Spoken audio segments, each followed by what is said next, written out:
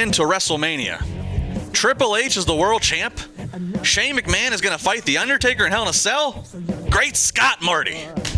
Shane O'Mac returned to a booming pop.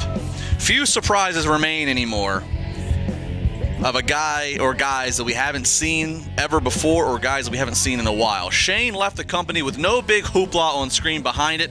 Hasn't been seen or hardly referenced since it. His return not only timely, but can be made very logical based on what he said. WWE used the negative that is out there by some, and they worked it into fodder to further Shane as a babyface by saying Stephanie and Triple H are ruining the company for the future generations.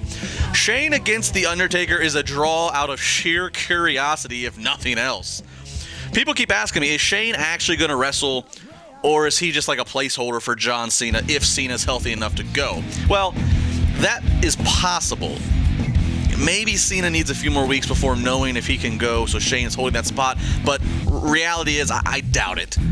WWE would not make a point of this advertisement and getting everybody excited about this spectacle and this, whatever you want to call it, this car crash, this epic match, wherever it falls for you. They wouldn't get people excited only to then change it.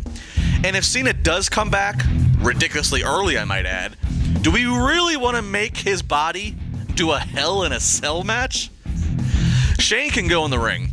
He isn't a catch-as-catch-can kind of guy, but he's just a lot like his dad, but far more athletic. It's punches, it's kicks, it's take a whole lot of punishment, and then launch his body around off of something tall and dangerous. All he needs is a Hell in a Cell, and the magic writes itself with he versus Undertaker. Now, control of Raw is on the line. People are asking, why would Taker defend the Authority? Is Taker the heel? Great questions. Plenty of time, plenty of weeks for all that to be laid out. Let the story tell itself. I predict Taker initially doesn't want to be part of this. He rebels against Vince putting him in this match. But after a verbal confrontation with Vince, perhaps Vince reminded him, hey, I made you. Maybe Vince even threatening Undertaker's career and legacy. Taker begrudgingly accepts. Lots of potential tie-ins with control on the line. You got Triple H being the champ. Chaos could ensue on the biggest weekend of the year, and I love it. Just imagine, if Shane is in charge on story the night after Mania, he could take credit for new debuts. Hell, maybe he even reinstates Titus O'Neil. Okay.